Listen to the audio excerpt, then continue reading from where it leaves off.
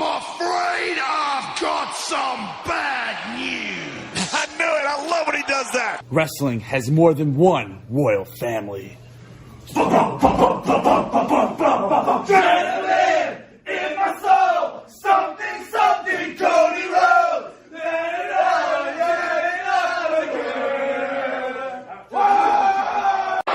I'm the tribal chief around here. Yeah, you see me, the tribal chief. That's right. Time. But let me go ahead and tell you. Shut your bitch ass up.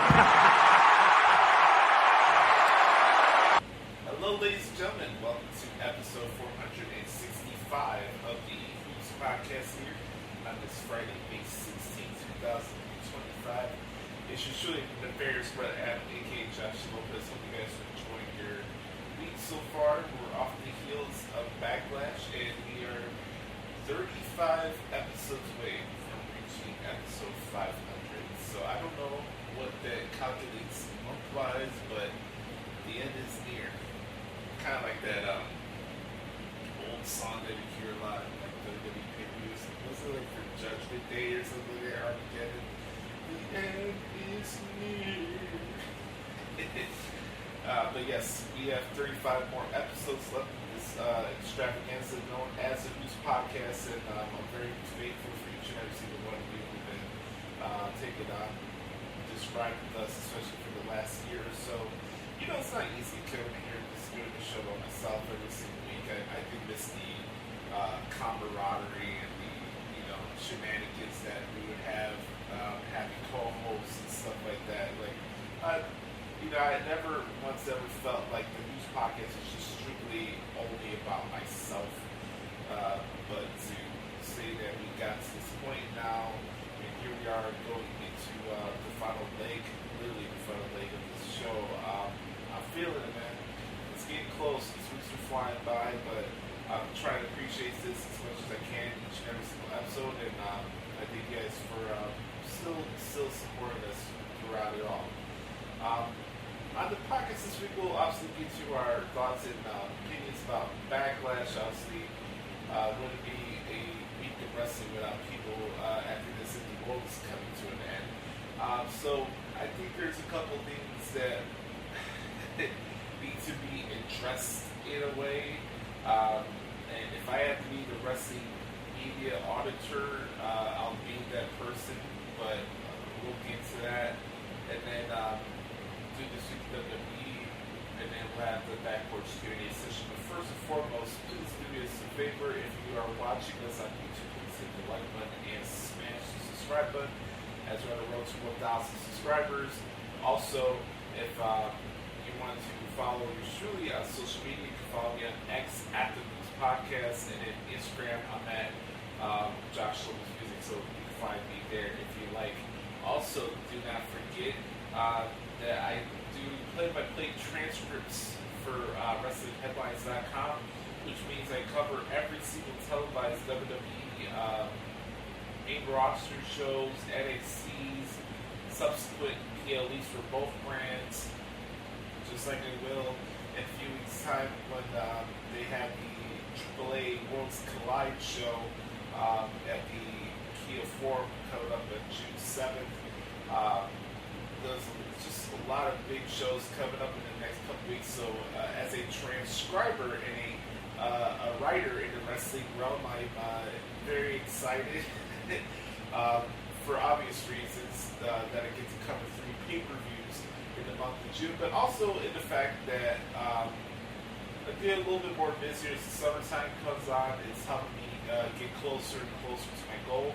But also,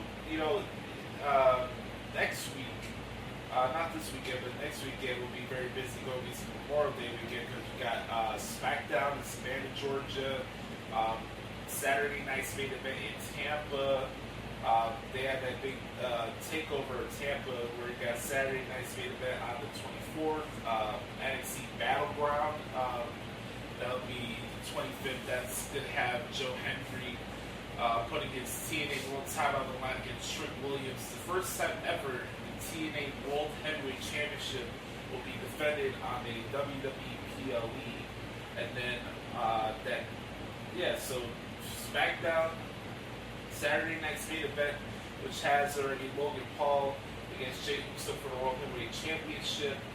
I think they've announced already CM Punk and Sami Zayn against Seth Rollins and Brock Breaker, which is going to be really good. And then we'll see what happens tonight of SmackDown as I'm recording this on a Friday morning. But probably more than likely we're going to see John Cena against R-Truth for the undisputed WWE Championship. So, Battleground, Stephanie McCurry and Jordan Grace are going to fight each other at that show. Just a lot of big time wrestling shows coming up in the next couple weeks. I'm ready to all document it for each and every single one of you. If you ever want to see any of my play-by-play transcripts, please check out WrestlingHeadlines.com in the results section, or you can check out my page at ProWrestlingTranscriptions.com. As always, we drop this podcast every single Friday, and we're getting podcast row. I want to give a big shout out to the people for the Odyssey Creator Lab for being our new hub domain place where we can share our show through their RSS feed, so we can keep the tradition of the show going where nobody has to scramble to find the podcast and still get it on the same platform that just moved the RSS feed from Spotify for creators over to Odyssey Creator Lab, and I appreciate the way they have their system there for that platform. And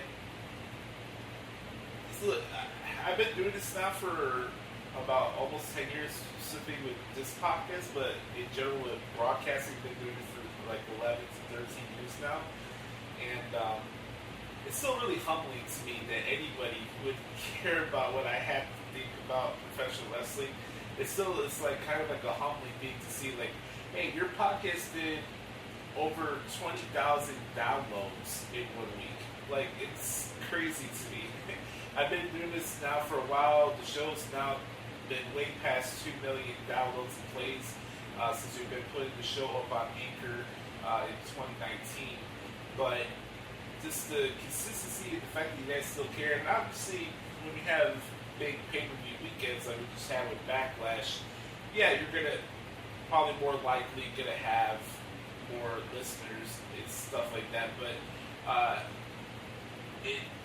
I see the numbers every week, and just in the moments where I find myself doubting myself and whether the show's overstaying its welcome or anything like that, I look at the numbers, I'm like, we're doing all right. Yeah, I would love to find out the formula that would help this podcast make the money that it deserves. I wish I had the answer to that, but if I had the answer to that, I would have the answer to why I'm still trying to get the second job so I can get everything into motion. But, you know, that's life, you know. We all try to find the formulas and codes to crack of how we take ourselves to the next level and everything. But all this is in timing and trusting God and taking this stuff one day at a time. Try not to overwhelm yourself, you know. Yeah, we're having this countdown to episode 500, and I'm going to definitely be more and more emotional as we get closer to 500 because I know the finality of the podcast is coming.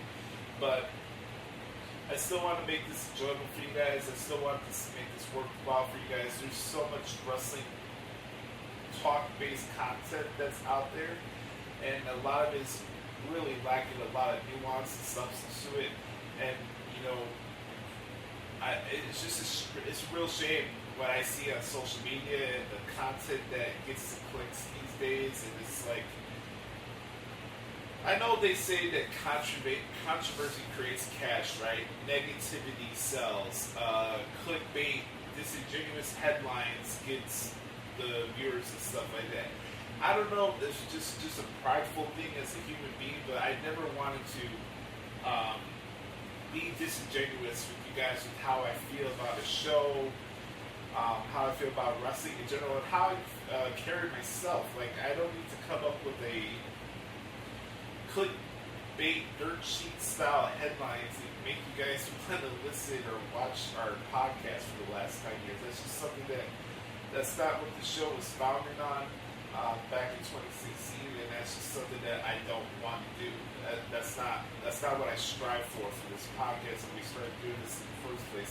We wanted to come here, bring you a fun podcast, kind of like take a step back and take a deep breath.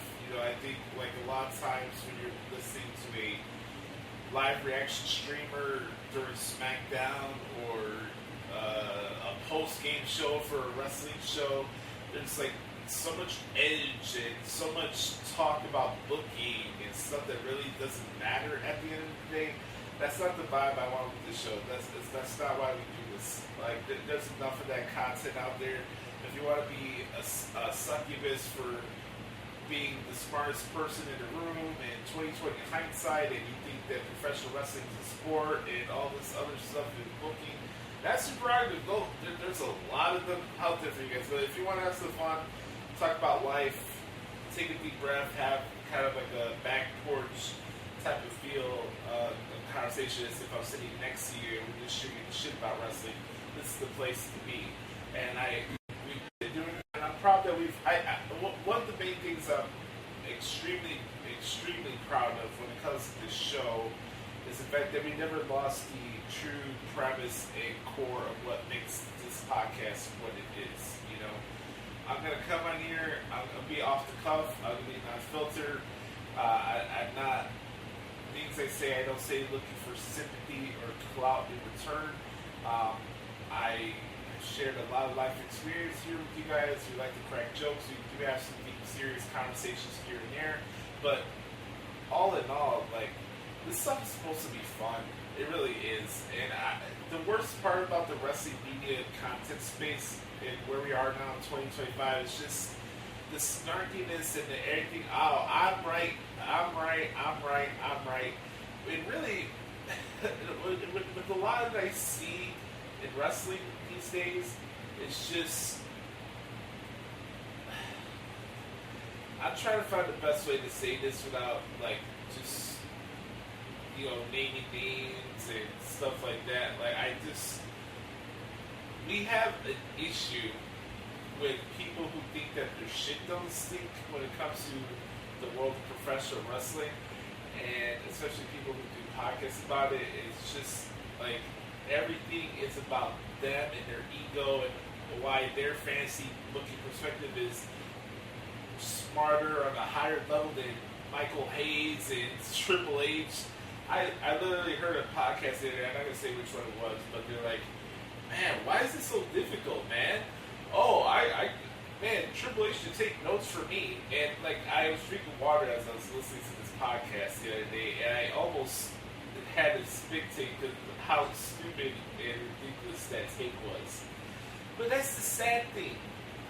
This is not a new thing. This is something that I see all the time. And a lot of different platforms. And some big platforms that have good money behind it. So,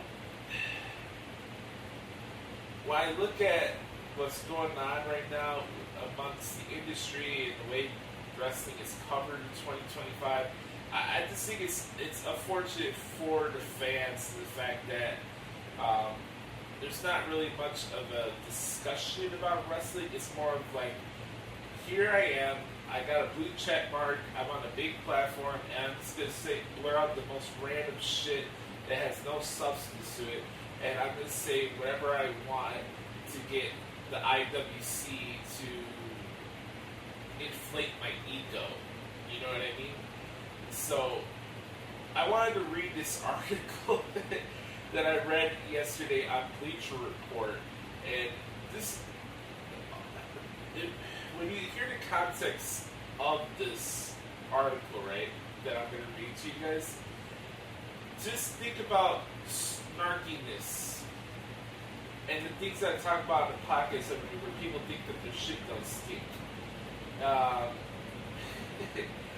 Where do we start here? Oh, we got it right here.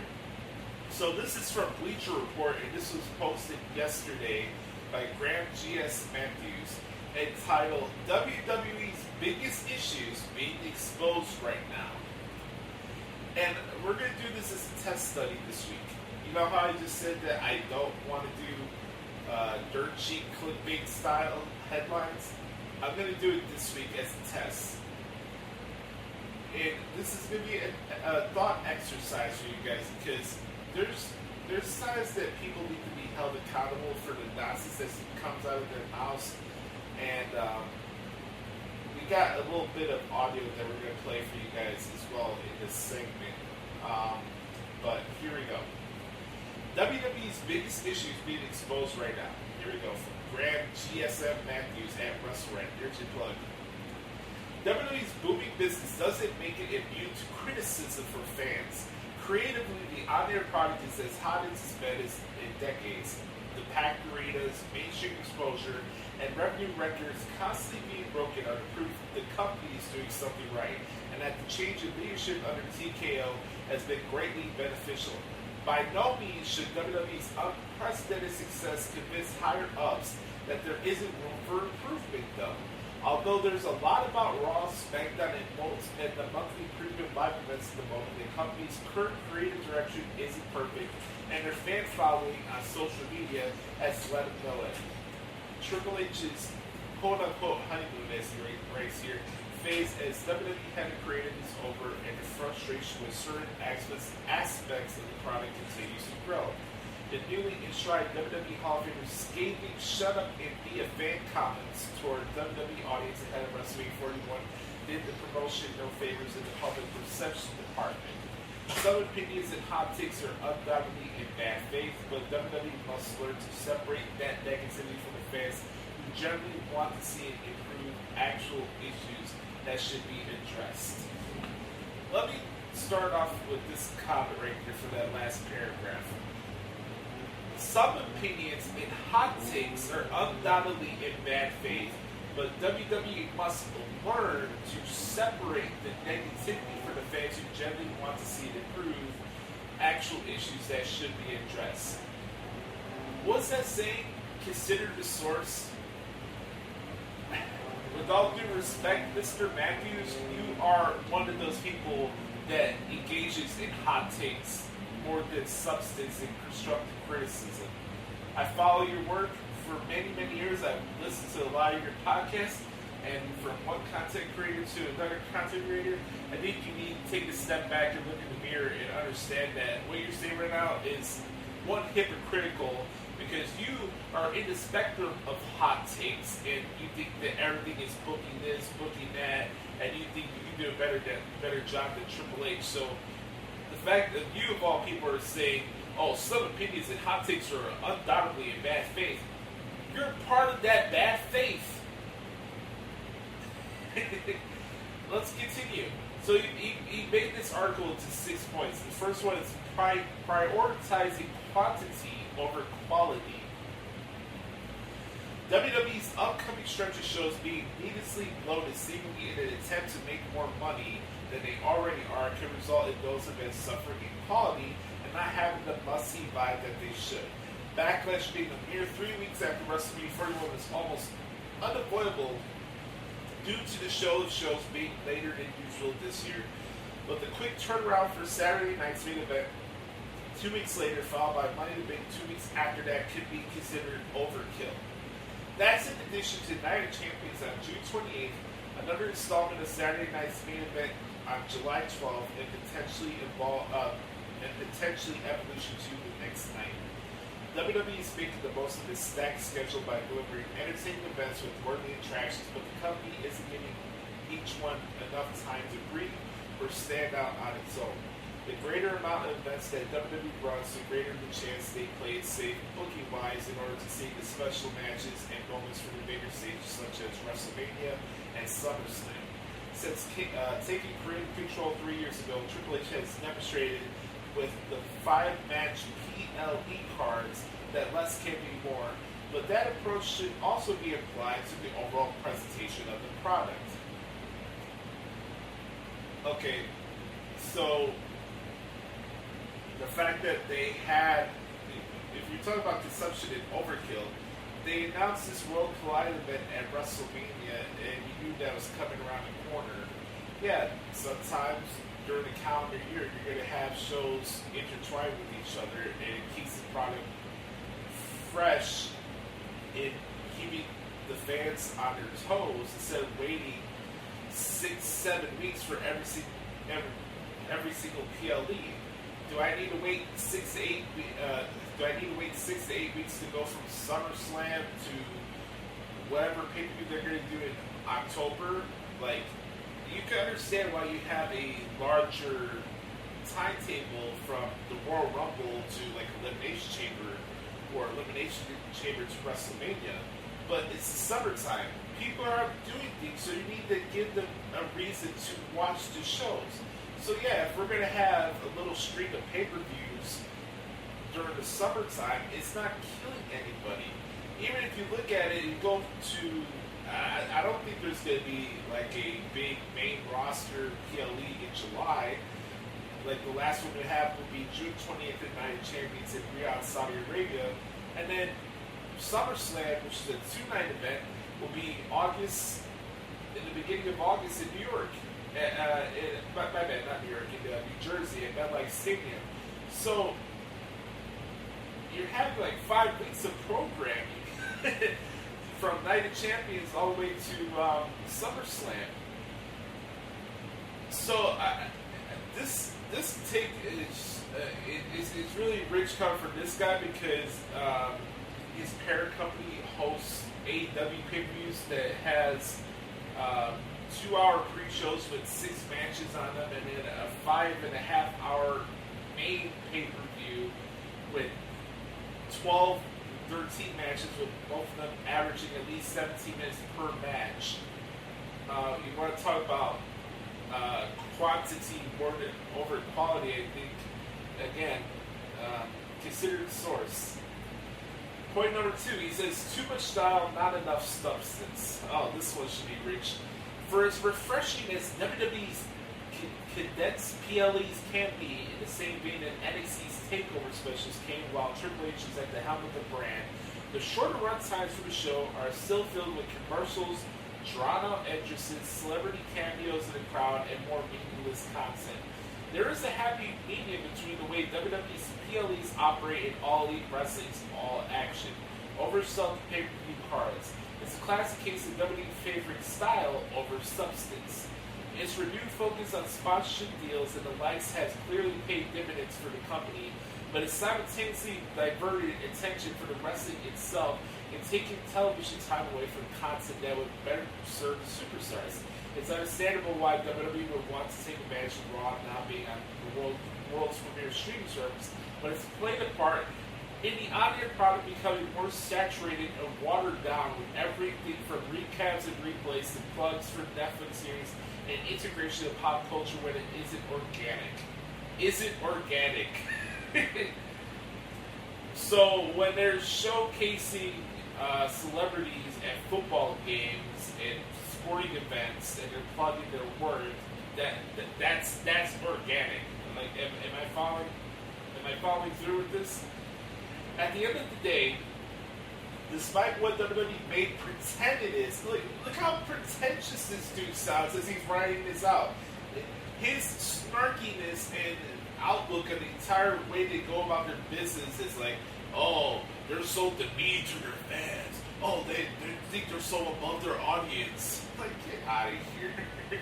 He's like, at the end of the day, despite what WWE may pretend it is, pro wrestling, it's bread and butter. It's shown under Triple H that it can excel at storytelling, which is why it should be. It's why it should put more effort into honing that and not so much just smoke and mirrors. Well, Mr. Graham G.S. Matthews, is the wrestling business about satisfying sensitive marks on Twitter that care about the wrestling and only wrestling, or making money? That's a simple question. Number 3, women's tag team scene is nearly non-existent. The women's tag team division has never been a priority for WWE, and that's especially evident now more than ever. WWE's recent round of releases noted the few credible teams the division had left out the fire in Isla Dawn, Katana Chance and Katie Carter, Gigi Dolan and Tatum Paxley, The Metaphor, Roxanne Perez and Cora Jade, Candice LeRae and Indy Hartwell and Dexter Joel all have broken up as a result. Liv Morgan and Raquel Rodriguez regained the gold on post-WrestleMania Raw, but the belts haven't had a presence on any of these 3 shows due to the former taking time off to film the movie. Ex-champs Bianca Belair and Jade Cargill went their separate ways as well. The Women's Tag Team Championships were a fine addition to the division when they debuted in 2019, but Bayley and Sasha Banks' original run with the twin titles was practically the peak. They became even more useless once the Women's Intercontinental and United States Championships were introduced late last year. WWE has more than enough talent across Raw, SmackDown, and NXT to make the division matter, but it's been painfully impaired for years, and it doesn't care enough to do so. It insists on keeping the titles around without actually doing anything of note with them, and instead treats them as pointless props. I love this line. The abysmal booking of the tag team scene is a microcosm of a much larger issue of how WWE's portrayal of women. Oh boy. This is some like real riveting shit, man. Like I could sometimes I could take a step back and like check out something that really is constructive criticism and see somebody's point. More than likely, I'll probably agree to disagree, but this is just like, here I am, I'm a mark, I got a blue check mark, I'm on a big platform, my wrestling should only be how it's presented on AEW on TBS, and that's the way professional wrestling should be booked, because that's how Dave Meltzer and Brian Evers taught me as I was learning about the wrestling business. This is the only way to do professional wrestling. Making money doesn't matter. Drawing people into your buildings don't matter. The only thing that matters is about the booking. The booking where actually nobody's actually winning and losing because it's a scripted form of entertainment. Like, this is the stuff that I talk about where I don't enjoy talking about booking on a wrestling podcast because nobody's actually winning. It's not a sport.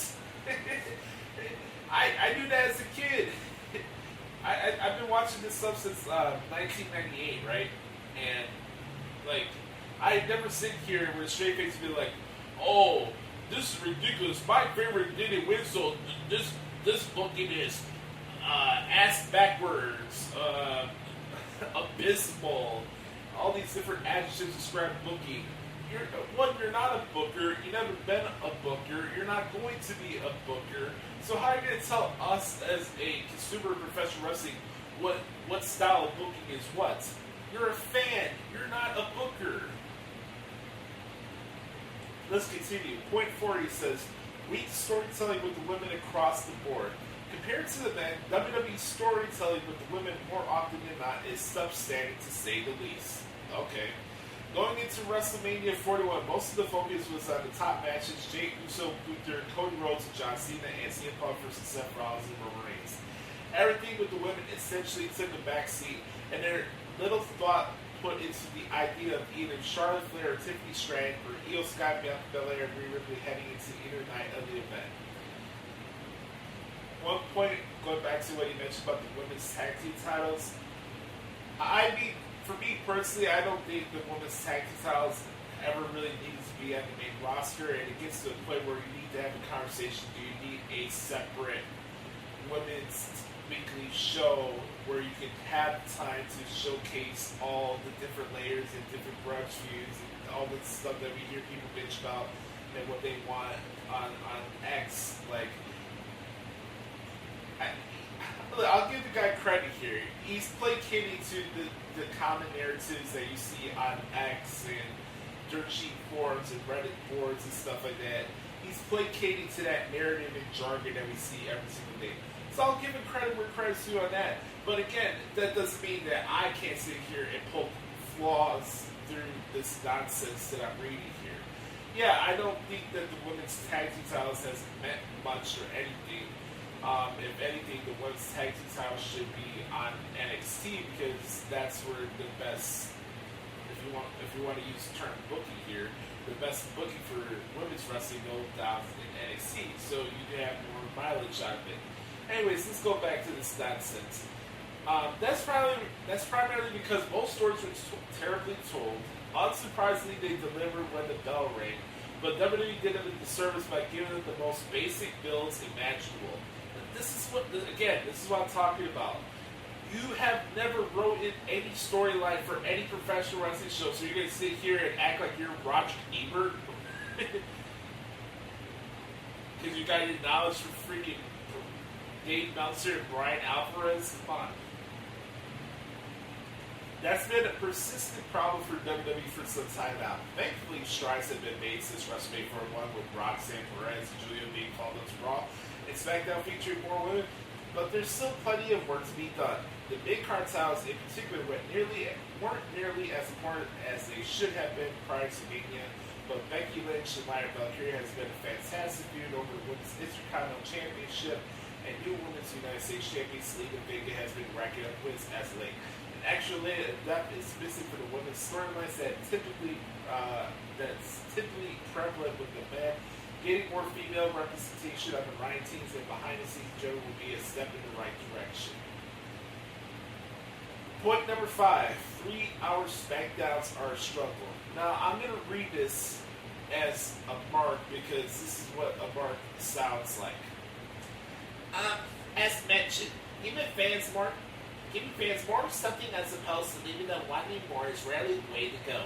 Look no further than SmackDown since they expanded to 3 hours at the onset of 2025. Raw's runtime has been significantly shorter since the move to Netflix, and the record is better off for it. SmackDown, on the other hand, has experienced a drastic drop in quality in the last 5 months, and with the third hour feeling forced and full of filler, matches getting more time has been a positive development, but the cons have far outweighed the pros. The 3-hour format has killed any excitement factor for Raw had over a decade ago, and the Blue brand has been no exception. 3 hours are simply not sustainable for a weekly wrestling show. Per Dave Meltzer of the Wrestling Observer newsletter, the Blue brand should be back to 2 hours sooner rather than later, possibly in early June. That's been a rumor since the switch to 3 hours was made, but this was obviously intended to be an experiment to see if it would stick long term. Fans can only hope their complaints have been heard, and WWE will allow SmackDown to return to a 2-hour formula permanently starting next month. Okay, if you're a wrestling fan and you don't like that a wrestling televised show is 3 hours every single week, that's your prerogative. I'm not going to come here and argue with you about that, but the more and more I read from this article, the more marky it just sounds. You know, that's my point. There's no. He wants to talk about no substance with the product right now, but his article has no substance. It's the same regurgitated shit that I see on X and here on podcasts every single day. They created this cloud of what they think professional wrestling is in 2025 because people only think what people say on X is the only thing that matters at the end of the day, which is not really true. But it's funny that they run with this as if it's the gospel. Anyways, lastly, and certainly not least, John Cena's, I love this one, John Cena's half-hearted heel run. Oh my god, man. You know, I used to do these type of segments back in the day on my old radio show that we did on ChicagoLandSportsRadio.com called the PW Show. And I would read some of these articles because, like, again, if I have to be the wrestling media auditor, I'll have to, because this is the stuff that's wrong with the wrestling media today.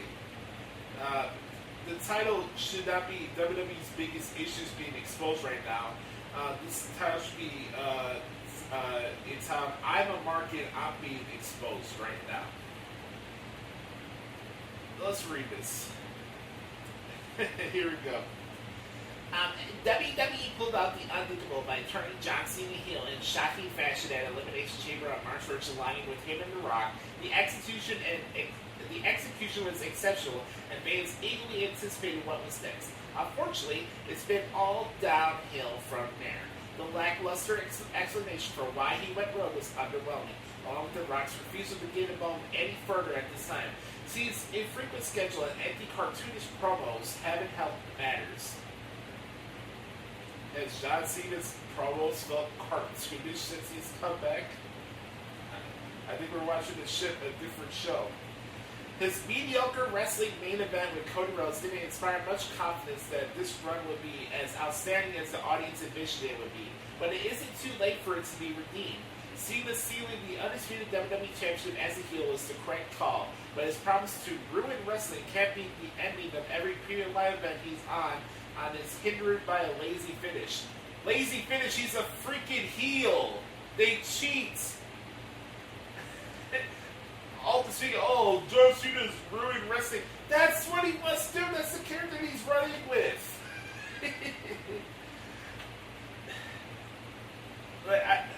Sometimes I read this stuff and I had to take a step back. Do I need to take an IQ test?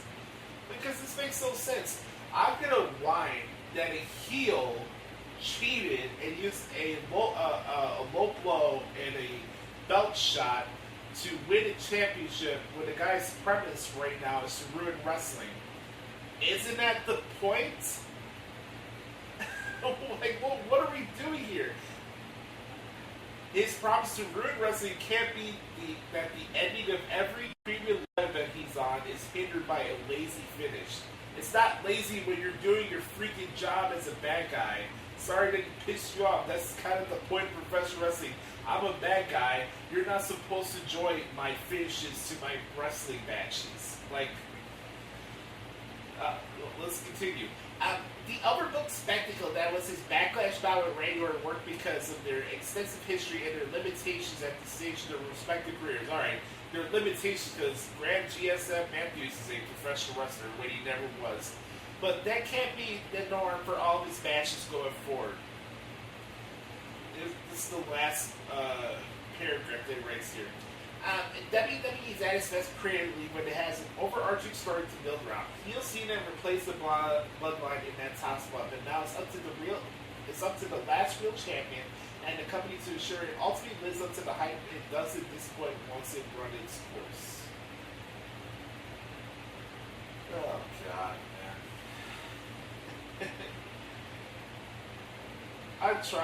I really tried to give these people a benefit of the doubt, and they just expose themselves more and more as the days go by.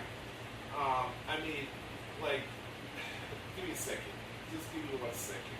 There was one more thing for Bleacher Report that I wanted to play here for you guys before we get to the next segment here. We go from GSM Matthews to woe is me, Matt Camp. I got kicked off the bump. I work for AEW now, and now my job is to produce dirt sheet style content video-wise for Bleacher Report. Let's hear his 2 cents of the matter. I guess what I'm asking, when I say all that is it enough for you? I've talked to plenty of people who are lapsed fans, who were Cena fans, and as he made less appearances, they checked out. Who are checked back in. I know a lot of people have checked back into wrestling over the last year and a half for various reasons, but of course, this is part of it all. Of course, people who haven't watched or were fans of Cena are checking back. And I had someone literally ring me up at a Trader Joe's recently and say, "Man, someone else has nothing on it.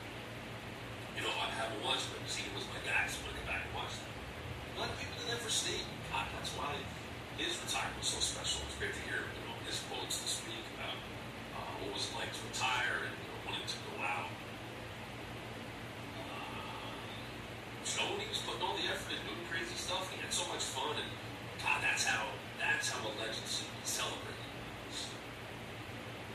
For Cena, this is just different, and there is this aspect of wrestled in Toronto for Chamber Night. Wasn't a heel at the time, so you still get your cheers in. But ever since then, if I'm not mistaken, maybe not every city, but I would say the majority of cities he's hitting, there might be a double up, based on maybe Chicago or New York or Boston or Philly or LA. One of those. I mean, he may end up at, I don't even know what the main card is. But for the most part, when he goes to a city, especially when he's overseas, that's it. He ain't wrestling there. He ain't making appearances there anymore. So, you're trying to get him booed, but at the same time, you're like, he's leaving.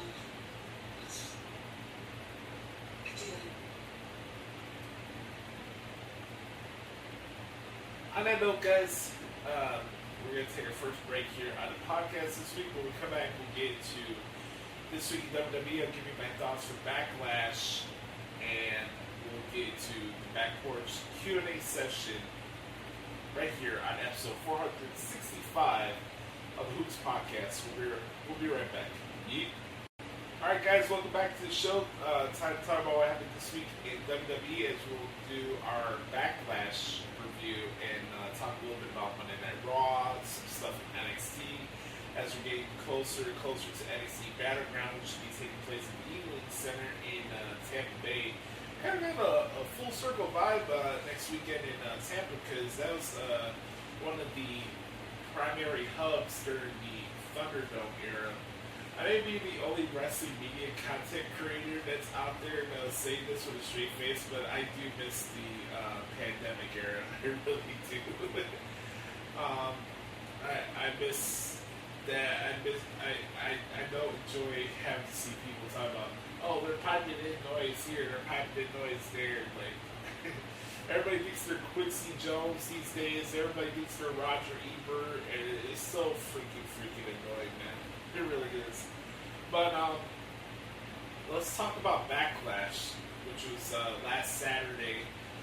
By the way, I want to say a big shout out to everybody who wished me a happy birthday last week. It meant a lot to me, so I appreciate everybody for the birthday wishes from last week. Thank you guys so much for that. Backlash was a fun show to transcribe. From St. Louis, I want to give a shout out to the St. Louis crowd. I thought their energy was really good from start to finish. I mean, you start off with that dope fatal four-way match for the United States Championship with Jacob Fatu, Drew McIntyre, LA Knight, and Damian Priest, which was a fantastic match. I already knew when I saw it on paper that this match was going to be insane, but all the crazy spots that they did, I mean, Priest like doing a South of Heaven off of production crate through two tables on the floor was nasty. Glad to hear that Drew McIntyre is doing all right. We had the debut of Jeff Cobb, which was really nice to see. I've been a big fan of Jeff Cobb for many years. Even before I saw him in New Japan, I was a fan of his work as Matanza Cueto and Lucha Underground. So to see him finally make his appearance in WWE was long overdue. And I think him linking up with Solo Sikoa is the right call. I really do. I like the pairing. Him being a go in between that.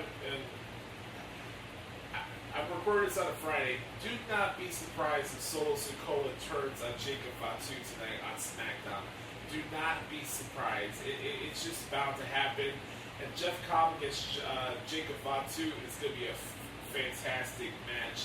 And I do think Jeff Cobb being with Solo is the right call. I mean, Tom Tonga's out with an injury.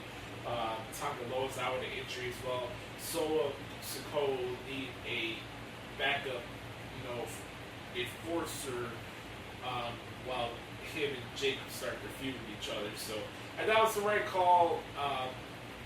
Jacob Fatu becoming a babyface would be a good call, especially for the SmackDown brand.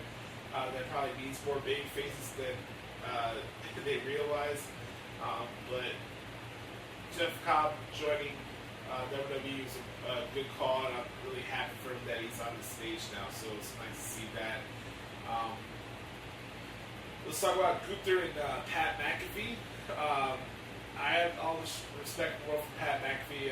His toughness was really shown during this match. Did what I thought he was going to. I thought the match went a little longer than I thought it should have. Anybody saying that Gunther is buried or whatever, that's just a stupid comment. Like, yeah, but I would love to see Gunther just squash Pat McAfee or send him in the hospital. Yeah, that would be fantastic. That'd be cool and all, but I'm not gonna come in here and be a Marvin. Oh, Gunther is buried at Backlash, even though he won the match. Yeah, like anybody that's saying that Gunther is taking 3 steps back and all this stuff, like the guy can't be invincible Thanos 100% of the time. Like that's just unrealistic. He has to have different layers to his character. Yeah, all we know about him is that for 80% of the time that he's been in WWE, whether it's NXT UK or whatever brand it was, he's been a champion. So is he really the ring general if he only has a title, if he's only winning every single time? Like there's there needs to be different layers to his presentation than just what we've seen so far. Like, I love Gunther. Gunther's one of my favorite wrestlers cover every week. Like, I'm a big fan of his. I've always been a fan of Gunther's work. You know, but anybody saying that he's bare because he had a struggle to beat Pat McAfee, I think that's a short-sighted take. What else stood out for me from the show? Just a second here. Dominic and Penta, pretty solid match. You know, Dominic is really coming into his own. He's doing a lot of good work in the ring. Obviously, how he turned that suicide dive into a tornado DDT on the floor was pretty nice. Obviously, we had Judgment Day interference. And we're kind of even like a shit or get off the pot type of thing here with Finn Balor and Dominic, of whether or not Finn is going to turn on him or Dom's going to turn on Finn. There's always tension going on. We're waiting for Liv to come back, and she's always trying to play the peacemaker, but she's really the one pulling the strings here. So it's like the question is, what's going to happen? Who's pulling the strings in what direction, and who's turning on who? Because at one moment, I think Dominic is going to turn on Finn. The next moment, I think Finn's going to turn on Dominic. Another segment makes me think that Finn's going to link up with Liv, and Liv turns her back on Dominic. Like, something's got to give here, so I like to see this kind of be, expedited. We need to speed up this process here, because it's been going on for months now. Don't even go to WrestleMania. Like, we need to figure out whether we're going to have a new member to Judgment Day. Is Finn getting kicked out? Is Liv going to turn her back on Dominic? Like, well, we're going to have to see how this plays out. But that was that for the Intercontinental Championship. Shout out to Becky and Lyra. Their women's Intercontinental Championship match was fantastic. Love the physicality. Lyra's fantastic. I put her over enough on last week's episode. She's tremendous.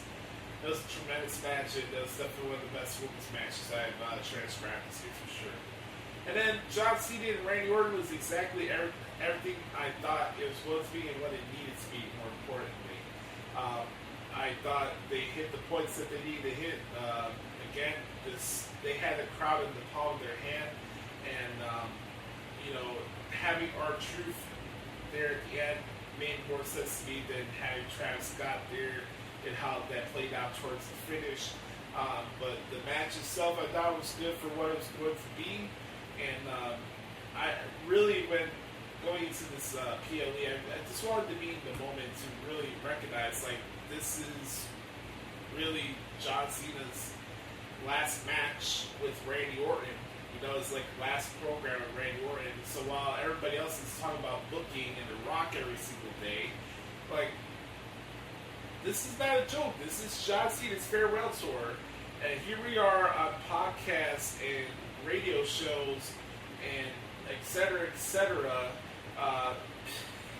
having a conniption fit over booking when we're, like, literally, John Cena is retiring in December. So a lot of y'all could waste your time having like elementary school arguments about booking and all this other stuff that doesn't matter. Oh, The Rock ruined John Cena's heel turn. Like, you could sit here and decide to, like, be in the moment or just, like, waste energy on something that doesn't matter. So, like, John Cena and Randy Orton were fighting each other on Saturday. And I just wanted to be in the moment. I really didn't care who won the match. Like, I kind of figured John Cena was gonna, like, retain, but just enjoying the match for what it was. I thought it was good. So that was Backlash, which I thought was a fun and entertaining show, and that was that. Then we go to Monday Night Raw from Louisville, Kentucky. As I'm going to give praise to the St. Louis crowd, I'm giving no praise to this Louisville, Kentucky crowd. My God. You know, I think I mentioned this on last week's episode. You know, sometimes WWE will go to these like bumblefuck towns and in the middle of the Midwest, and you're like,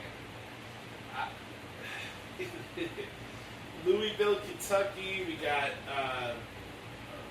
SmackDown selects in Greensboro, North Carolina. That's a wrestling territory. So who knows? Maybe Cody Rhodes might come back tonight on SmackDown. That would be nice to see. But you know, like Raw this Monday is gonna be in like Greenville, South Carolina, right? And then like SmackDown next week's in Savannah, Georgia. So we got to hit all these like random towns and stuff. But like the energy that you got from the St. Louis crowd compared to what we got on Monday was night and day, man, and not in a good way. That crowd sucked. I'm not gonna sit here and say that this week's Raw was like one of the best episodes of the year, or anything like that, or compared to last week's Raw. But I thought for what they did for the most part was a pretty solid show in the advanced states going forward. Obviously, we got money to make qualifying matches that we got to get to for next week's show and stuff like that. But for what I saw from Monday on Raw, I liked what I saw. You know, Punk's kicking off the show, obviously was a fun time, and I enjoyed seeing Punk on my TV screen, calling out Paul Heyman. Seth Rollins comes out and he's like, you know, just when I think that you can't get any more egotistical and I can't hate you even more, like Seth just wants to double down on the hatred that he has towards CM Punk. This is building towards Punk and Sammy against Seth and Brock Breakker at Saturday night's main event. A lot of questions up in the air as far as what's going to happen in that match. Is Sami Zayn the third guy in Seth Rollins' group? Will Sami Zayn turn his back on CM Punk? Is this something to build up towards potentially Jey Uso fighting Sami Zayn at SummerSlam? Let's see. I think it's more likely that Seth Rollins is going to fight Jey Uso at SummerSlam than anything else. And if this is all the build up to CM Punk and Seth Rollins one more time, they better put that in Hell in a Cell at SummerSlam and call it a day. That's all I'm going to say. If that's the route, then it has to be Hell in a Cell with Punk and Seth, because that's the only way to close this out. Because they've been feuding each other for now 2 years at least. But we are having a tag match. I'm looking forward to it. And I think it's a nice attraction for Saturday night's main event, which is cool. Is that the main event of the show? We'll have to see. But Sammy turning on Punk on NBC to join Seth Rollins and Braun Breaker would be an interesting route. I think, for me, at the end of the day, I do think we will eventually get Sami Zayn against Jey Uso. I think that's just a matter of whether that's going to happen at SummerSlam or something that's going to happen towards WrestleMania. I do believe we'll see Jey Uso taking on Sami Zayn in a football stadium. I just don't know when or where it's going to happen. But I do think I do have a feeling one way or another we're going to have Seth Rollins and Jey Uso for the World Heavyweight Championship at SummerSlam, and Punk will fight Roman Reigns. But we have to see how we get there. That's the biggest thing. We have to see how we get to that destination. And we got to take this stuff 1 week at a time. So I'm not going to fancy book myself into a shoot and just like make a fool out of myself like everybody else has a podcast. So that's that. Rhea Ripley and Io Sky had a tremendous main event with Roxanne Perez and Julia. Very, very good match. Definitely look like we're going to get Rhea and Io rematch at Money in the Bank, which I have no problem with that at all. I think that would be fantastic. So, no harm, no foul there. What else from Raw? I want to mention really quick. Grace Waller's being taken on Sheamus this Monday. That's the other thing that needs to switch up really soon is the Waller and Theory game. Like, they're passive aggressive towards each other now. Like, it's just time for one of them to turn on each other. So hopefully that happens pretty soon. Talked about the Punk, Seth, and Roman. The Punk, Seth, and Sammy stuff already. Pet said Chad Gable is pretty solid. War Raiders against American Made. American Made won the match thanks to interference from the New Day. So American Made looks to be getting a title shot. Jey Uso had a conversation with Gunther. Gunther said that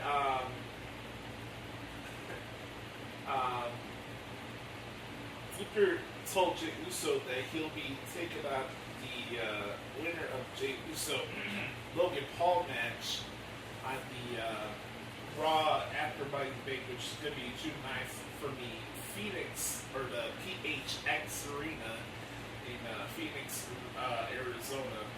Man, so the place where the Phoenix Suns played, they have to have the record for most changes in their arena name history. Like, it's wild. How many different name changes that arena has had over the years. It's insane. So that's that. Gunther will be taking on Jey Uso on that show. Really, two big things for me that really stood out the most from Raw, outside of the crowd being horse manure, was AJ Styles and Finn Balor. Tremendous match. I really, really, really enjoyed that match. So that was fun to transcribe. And the Becky Lynch promo. I can read it here verbatim if you guys want. So it goes like this. I wasn't beaten on Saturday. No. Lyra was beaten on Sunday. Oh, you don't believe me. You don't believe me. Well, one of us was taken to a hospital, her, and one of us went to their nice big bus and had a nice warm shower, drank a shot of tequila, and basking their brilliance me. And because even after everything that Lyra has done to me, after she came out week after week and tagged my character, the person I am, I still made her the best version of herself. I gave her the best match of her career, and in just 3 weeks of standing on the outskirts of my spotlight, she has never mattered more than she does right now in her entire life, and it's not even close.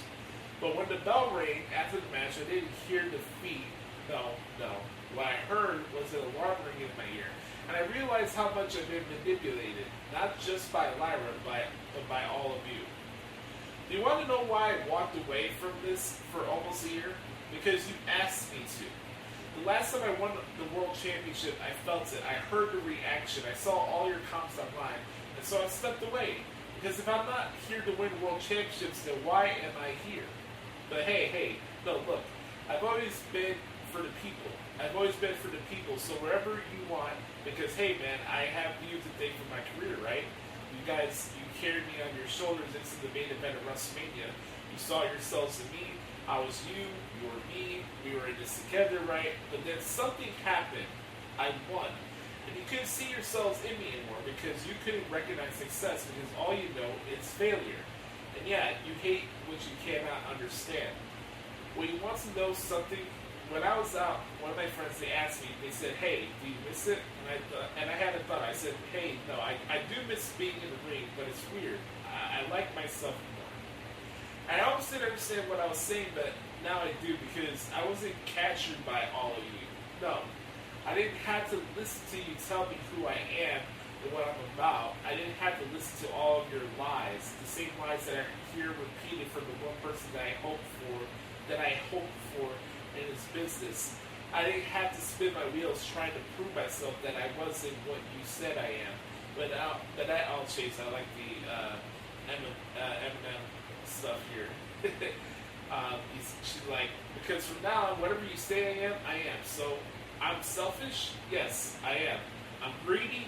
Yes, I am. I'm cutthroat? Yes, I am.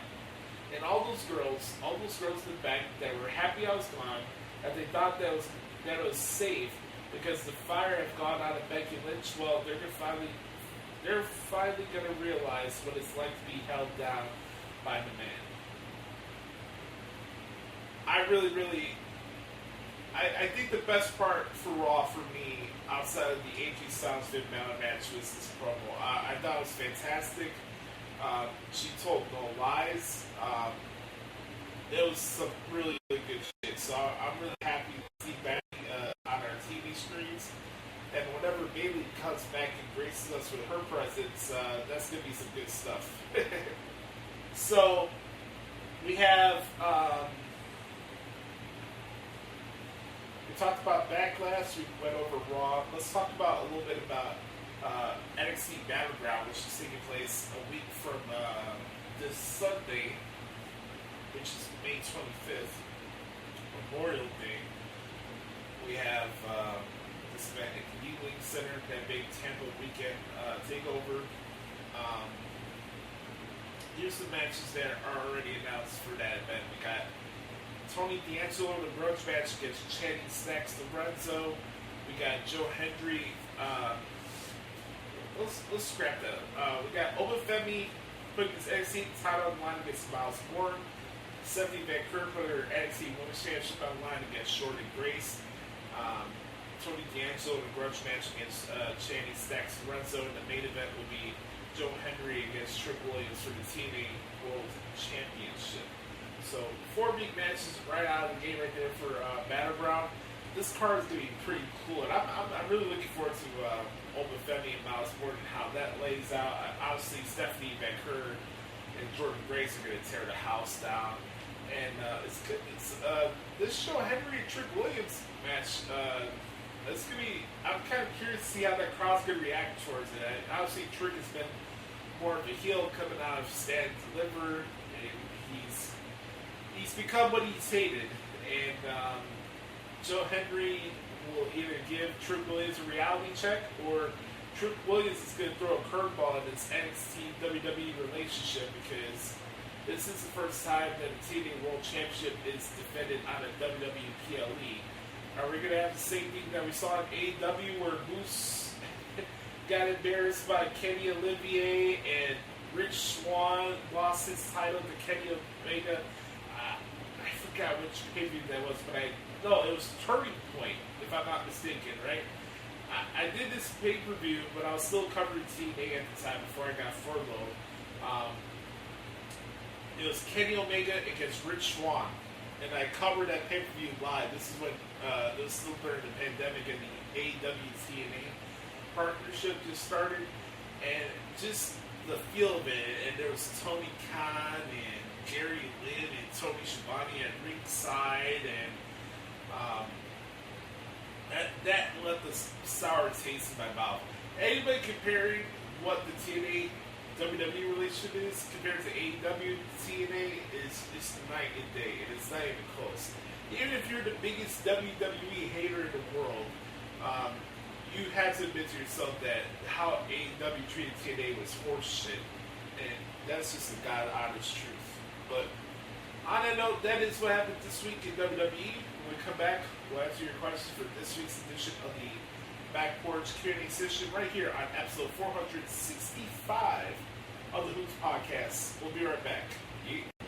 Alright guys, one more segment to do here on the podcast this week, and it's time to answer your questions for the Back Porch Q&A session here on the Hoots Podcast. Make sure to hit the like button and smash the subscribe button on YouTube. Make sure to subscribe to the podcast anywhere you get your podcast from. Appreciate the support, everybody. As always, you can follow me on Twitter at the Hoots Podcast on X, and Joshie Lopez on the Instagrams. Let's do it, ladies and gentlemen. Start with the X for the good brother Chris Zaletta at XZaletta24X on the Twitter machine. Appreciate the support, good brother. As always, here's his questions for the podcast this week. He says, "What up, Luce? Here's some questions for the Q&A this week. Where do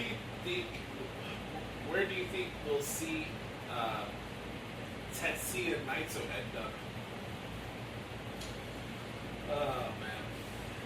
As much as I don't want to say it, it's probably going to be AEW. They're going to bring in somebody to be a buffer between Okada and Olivier, or maybe Naito comes out and fights. Like, I just don't know what Naito gets going. I don't know what Naito gets out of going to AEW. Like, have you seen what they've done with Okada? The guy's a freaking afterthought. Like, if I had to make a comparison for a drop-off, right, it would be like putting, let's see if I can use a football analogy. Let's say like you're having TJ Watt, right, for the Pittsburgh Steelers. awesome football player. He has a stellar run with the Steelers, and then he ends his career with the New York Jets or the Tennessee Titans. It's like, what? Like, that's what Okada looks like. It's not a good look. So, I mean, yeah, I'm pretty sure Naito will end up at AEW, but honestly, for me, I would love to see Naito in WWE. That's my hopes and dreams, but it's probably not going to happen. Favorite match from Backlash? I'm going to go with Becky Lynch and Lyra Valkyria with the four-way for US title being a close second. What do you think of the Alexa Bliss and Charlotte Flair interaction? I like them. Here to see where it goes, and hopefully they add some more context to that tonight as I cover SmackDown. Looking forward to that. Good question, my man. Need your thoughts on this? How bad is the ESPN countdown for your opinion? Pretty bad. I mean, Stephen A. is funny at times. I'm not a fan of Bob Myers at all. I know he was a great executive with the Golden State Warriors and everything, being their former general manager and everything like that, but I'm not a fan of his on-air work. Just not. I'm not a fan of Richard Jefferson. I think he's a front runner. Kendrick Perkins is what it is. The best part of that crew is Malika Andrews, and that's just for waterfall purposes. So that is what it is. Do we eventually get Randy Orton versus Nick Aldis at some point? Yes. And that's definitely one of the main things I'm looking forward to going to SmackDown, because I'm curious to see what Randy Orton has to say about what happened at Backlash and him RK owing Nick Aldis for a third time. Yeah, that's definitely bound to happen now for sure. Any favorite matches from Sabu? Oh man, thank you so much for bringing this up, man. I want to send my condolences to everybody from Sabu's family, to the family in ECW and stuff like that. I hate seeing that on Mother's Day, seeing that Sabu passed away at the age of 60. It's just horrible news. Definitely, I know they say Rob Van Dam was one of a kind, but really Sabu is truly one of a kind. The guy was ahead of his time, you know, stuff he did in the ring, reckless abandonment in some of his matches, like, he was definitely one of a kind. I have a couple matches that stood out over the years for me. Obviously, the one he had with John Cena was fantastic, but not even just that. Like, I love the match he had with Rey Mysterio for that one night stand. The series of matches that he had with Taz in ECW was fantastic.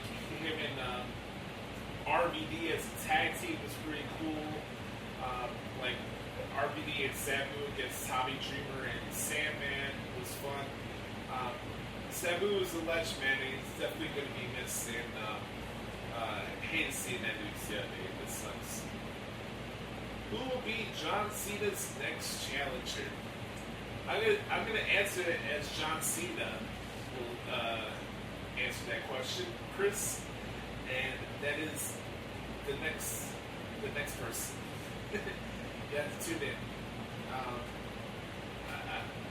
I'm really taking this Cena tournament retirement tour for what it is. I'm just gonna be in the moment. Like, whenever we get the punk match, we'll get the punk match. Everybody else in between is just gravy at this point. I just want to be in the moment, so I'm not gonna fancy book myself an answer for the John Cena thing. I'm gonna sit back and watch it and enjoy it for what it is. So. Thoughts on Jeff Cobb aligning with Solo? Like I mentioned earlier in this week in WWE, their Backlash review, I thought it was the right call. Solo needs an enforcer, especially if they're going to start the feud with Solo and Jacob. Jeff Cobb's the perfect guy for that, so I love the call. Does Solo continue to add around him? If so, can it surpass his last work of his bloodline? Well, again, that's another thing that has to play out. I mean, obviously, GOD is out of action with injuries, so that kind of hinders some things. So we'll have to see how that plays out. Hopefully, Tama Tonga is not out for too long. I don't even remember what his injury was, but hopefully he has a speedy recovery. And same thing goes out to Tonga Loa. hopefully they're doing all right. But Jeff Cobb being thrown into the equation and Jacob Azuka being on the outs. That's why we watch the wrestling stuff, right? See the stuff play out, and I'm just as curious as much as anybody else is to see where this all plans out at the end of the day. But on that note, we're going to put a rim on the boat on this week's edition of the Hoots Podcast. I want to thank Chris for the questions this week. As always, make sure to follow me on Twitter at XTeams1124X on the Twitter machine. Make sure to follow yours truly at XMP Hoots Podcast, Instagram at Joshie Lopez Music. Please check out my play-by-play transcripts on WrestlingHeadlines.com in the results section as I cover every single televised show from WWE plus the subsequent PLEs from both main roster and NXT. And also check out ProWrestlingTranscriptions.com. And also, best way to support the show is hitting that like button and smash the subscribe button on YouTube. That way we can get to 1,000 subscribers. And also, make sure to subscribe to the podcast and wherever you get your podcast from. It's free of charge. We appreciate the support.